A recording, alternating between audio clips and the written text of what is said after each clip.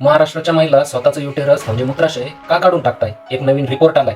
महाराष्ट्राच्या बीड जिल्ह्यात महिला कामगारांच्या युटेरस काढून टाकल्या जात आहे, जेणेकरून त्यांना मासिक पाळीची सुट्टी घ्यावी लागू नये व शेतामध्ये जास्त कष्टाचे काम करता यावे.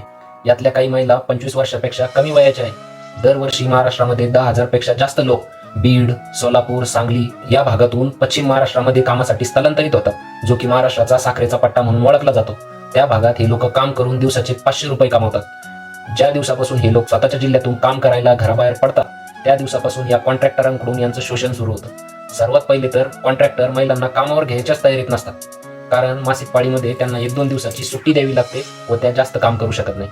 त्या महिलांची पण मजबुरी असते, त्यामुळे त्या मासिक पाळीत सुद्धा अतिशय अवघड परिस्थितीत काम करतात. यामुळे कामगारांना मासिक पाळीत खूप सारे इन्फेक्शन होते. पण त्या जेव्हा ट्रीटमेंट घेण्यासाठी डॉक्टरकडे जात्या, तेव्हा डॉक्टर त्यांना सल्ला देतो की तुम्ही ही युटेरस काढून टाका, जेणेकरून हा मासिक पाळीचा त्रास कायमचाच नष्ट होऊन जाईल.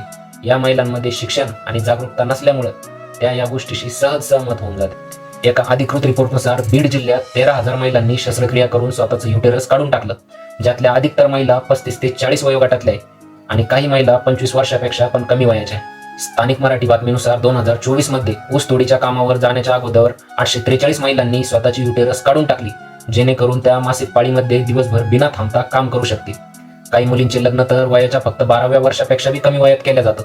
त्या लवकर प्रेग्नेंट झाल्यानंतरही त्यांना ऊसतोडीच्या कामासाठी स्वतःच्या नवऱ्याबरोबर जावं लागतं.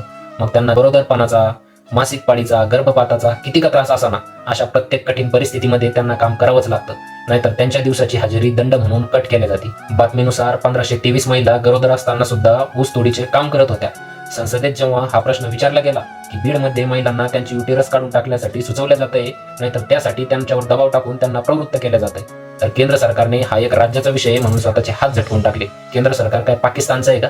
आता ह्या गोष्टीला व्यवस्थेचे अपयश म्हणणं हे खूप खुजाबुद्धीचं लक्षण होईल, कारण हे एक संघटित शोषण आहे, ज्यात गरिबी, लिंग आणि अडचणीचा फायदा घेऊन एका पूर्ण वर्गाला नष्ट केल्या जात आहे, त्यांचं शोषण केलं जात आहे. एका बाजूला या देशामध्ये महिलेला देवी समजल्या जाते, महिलांना प्रतिनिधित्व देण्याचं ढोंग करण्यासाठी सत्ताधारी रस्त्यावर उतरले, आणि दुसरीकडे साधं जीवन जगण्यासाठी पण या महिलांना जीवन मरणाचा संघर्ष करावा लागतोय व स्वतःच्या शरीराचा महत्वाचा भाग त्यागून टाकावा लागतोय.